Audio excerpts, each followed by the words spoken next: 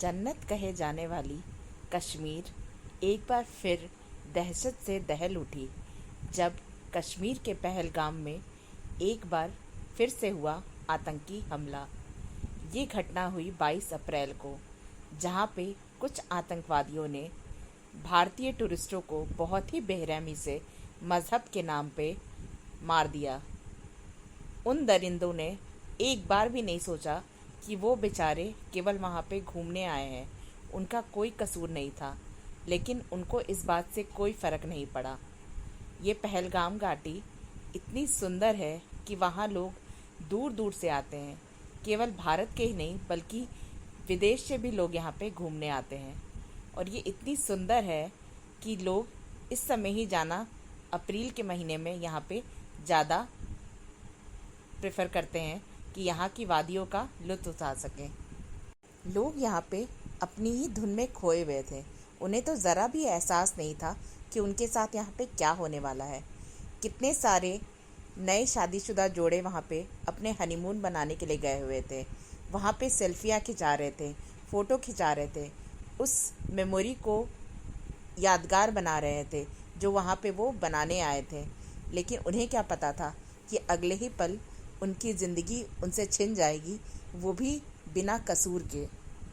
भैया, हमारी अच्छी से फ़ोटो निकालना, ये हमारी हनीमून पिक्स है, ये हमारे साथ जीवन भर रहने वाली है। हाँ मैडम, ऐसी पिक्स निकालूंगा कि आप देखते ही रह जाएंगी। चलो बहुत हो गया फोटो वोटो, भूख नहीं लगी क्या तुम्हें? चलो कुछ खा लेते हैं। अच्छा ठीक है, चलिए कुछ खा ही लेते हैं पहले। भैया, हम कुछ खा के आते हैं, तब तक आप कुछ और अपना काम कर लो। ठीक है मैडम जी, आप लोग खा पी के आइए, तब तक मैं दूसरे कपल्स का फोटो शूट कर लेता हूँ। ठीक है। क्या खाओगी बोलो? भेलपूरी खाओगी या मैगी खाओगी या कुछ और? भेलपूरी खाते हैं, मैंने सुना है यहाँ की भेलपूरी बहुत फेमस है। अच्छा ठीक है चलो। लोग वहाँ अपनी धुन में एंजॉय कर ही रहे होते हैं कि करीबन 2 बजे के आसपास वहाँ पे कुछ आतंकी घुस जाते हैं। ए, कहाँ जा रहे हो? इधर को। जी बोलिए, क्या काम है आपको? तू हिंदू है कि मुसलमान है? अरे भैया, ये कैसा सवाल है? हम लोग तो हिंदू हैं। मेरे पति को मार दिया, इस आदमी ने मेरे पति को मार दिया। क्या कसूर था हमारा? अब मुझे भी मार दो अगर तुमने मेरे पति को मारा है तो। नहीं, मैं बस तुम्हारे पति को मारूंगा। जाओ जाके अपनी सरकार को बोल दो। प्लीज आके खोलो, प्लीज आके खोलो, मैं यही हूँ तुम्हारे पास। तुम्हें कुछ नहीं होगा, मैं तुम्हें बचा लूंगी। प्लीज हेल्प, एक आदमी ने मेरे पति को मार दिया है, प्लीज हेल्प, कोई है, बचाओ हमें। वो बेचारी, उसके सामने ही उसके पति को गोली मार दिया गया और वो बेचारी मदद की गुहार लगाती रही। लेकिन वहाँ पे कोई भी सिक्योरिटी, कोई भी सेना का जवान नहीं था जो उस बेचारी की मदद कर सके। जो लोग थे वो केवल पर्यटक थे और वो खुद अपनी जान बचा के इधर उधर भाग रहे थे। और वो आतंकी बड़े ही बेरहमी से बस धर्म पूछ के मार के वहाँ से दूसरे शिकार के लिए निकल पड़ा। कुछ लोग अभी भी खाने पीने का आनंद उठा रहे थे। वो लोग इस बात से अनजान थे कि यहाँ पे आतंकी हमला हुआ है, क्योंकि हमले की शुरुआत हो गई थी और आतंकियों ने अपना पहला हमला कर दिया था। लोगों को गोलीबारी की आवाज़ सुनाई दी, लेकिन लोग उसे समझ नहीं पाए और फिर लगातार वहाँ पे गोलीबारी चलने लगी। जो लोग भी हिंदू हैं एक तरफ हो जाओ और जो लोग मुसलमान हैं एक तरफ हो जाओ। आतंकियों ने हिंदू और मुसलमान को अलग कर दिया ताकि उनका टारगेट आसान हो जाए और वो हिंदुओं पे गोली चला सके। औरतें सब पीछे हो जाएं। प्लीज हमें माफ कर दो, हमने कुछ नहीं किया है, हम किसी को कुछ नहीं बताएंगे, हमें प्लीज यहाँ से जाने दो। लोग वहाँ पे मदद की गुहार लगाते रहे, लेकिन आतंकियों के पास दिल कहाँ था जो उनका दिल पिघले। वो तो इसी मकसद से आए थे कि जितना हो सके खून खराबा करें। तू एक ही सत पे बच सकता है, अगर तू मुसलमान है, और अगर मुसलमान है तो कलमा पढ़। आतंकियों ने बड़ी ही बेरहमी से उन्हें मुसलमान होने का प्रूफ देने को कहा, कलमा पढ़ के।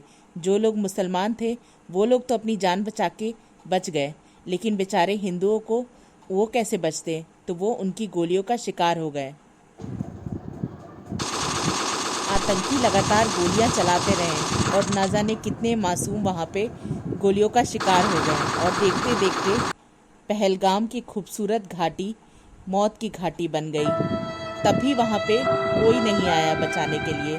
क्योंकि आतंकियों को पहले से पता था कि उनका जो प्लान है वो कामयाब होकर रहेगा। वो आसानी से खुलेआम गोलियां चलाएंगे और कोई भी उन्हें पकड़ नहीं पाएगा। इसी तरह से आतंकियों का आतंक जारी रहा और उन्होंने बारी बारी करके 26 लोगों को मार दिया। जो औरतें और बच्चे थे वो लोग किसी तरह से जान बचाकर वहाँ से भाग निकले, लेकिन उनके पति बेचारे वहीं पे लाश बनके पड़े थे, जिनके लिए मदद के लिए दूर दूर तक कोई नहीं था। ऐसा दिल दहलाने वाला मंजर किसी के आंखों के सामने हो और वो इंसान उस चीज़ को भूल जाए, ऐसा हो नहीं सकता। इतना दर्दनाक मंजर देखा उन औरतों ने और उन बच्चों ने जिन्होंने अपना पति और पिता खोया इस आतंकवादी हमले में। सारे आतंकी जो आए थे वो अपना हमला करके फिर उन्हीं जंगलों में जाके छुप गए और बेचारे मासूम लोग उनके शिकार हो गए, जिनका कोई कसूर नहीं था, जो केवल वहाँ पे शायद पहली ही बार कितने लोग वहाँ पे बस घूमने गए थे। उन्हें क्या पता था उनका जन्नत जाना उनके लिए जहन्नुम बन जाएगा।